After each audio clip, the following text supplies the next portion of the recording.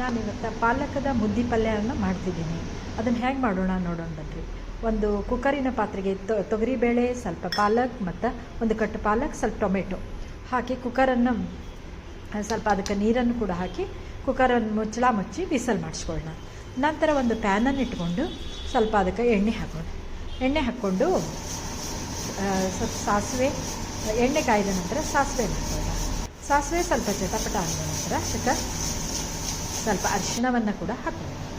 ಅರಿಶಿಣವನ್ನು ಹಾಕ್ಕೊಂಡು ಸ್ವಲ್ಪ ಅರಿಶಿಣ ಹಾಕ್ಕೊಂಡು ಸ್ವಲ್ಪ ಇದನ್ನು ಕಡಲೆಬೇಳೆಯನ್ನು ಕೂಡ ಅದಕ್ಕೆ ಆ್ಯಡ್ ಮಾಡ್ಕೊಂಡು ಕಡಲೆಬೇಳೆ ಹಾಕ್ಕೊಂಡು ಸ್ವಲ್ಪ ಅವು ಕೆಂಪಗಾಗಬೇಕು.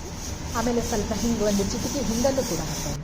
ಆಮೇಲೆ ಹಸಿಮೆಣಸಿನ್ಕಾಯಿಯನ್ನು ಹಾಕಿ ಸ್ವಲ್ಪ ಹೊತ್ತು ಅದು ಹಸಿಮೆಣಸಿನ್ಕಾಯಿ ಅದರಲ್ಲಿ ಫ್ರೈ ಆಗಬೇಕು. ಆಮೇಲೆ ಪಾಲಕ್, ದಾಲ್ ಮತ್ತು ಇದು ಟೊಮೆಟೊ ಮಿಶ್ರಣವನ್ನು ಇದಕ್ಕೆ ಹಾಕಿ ಅದು ಸ್ವಲ್ಪ ಸಿಮ್ ಮೇಲಿಟ್ಟು ಕುದಿಯುತ್ತಾ ಇರಬೇಕು.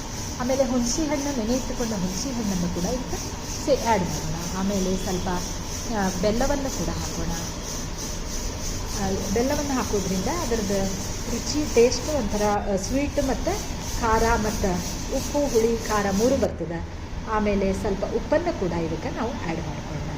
ಉಪ್ಪು ನಮಗೆ ಎಷ್ಟು ಬೇಕಷ್ಟು ಹಾಕ್ಕೊಳ್ಳಿ ಫ್ರೆಂಡ್ಸ್.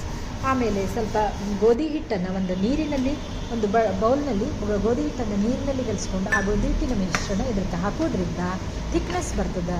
ಆದ್ದರಿಂದ ಅದನ್ನು ಕೂಡ ಇದಕ್ಕೆ ಆ್ಯಡ್ ಮಾಡ್ಕೊಳ್ಳೋಣ. ಬಿಸಿ ಬಿಸಿಯಾಗಿ ಅನ್ನದ ಜೊತೆಗೆ ಸರ್ವ್ ಮಾಡೋಣ friends. Share my channel, subscribe my channel and like my channel and comment. ಈ ರೀತಿಯಾಗಿ ಪಾಲಕ್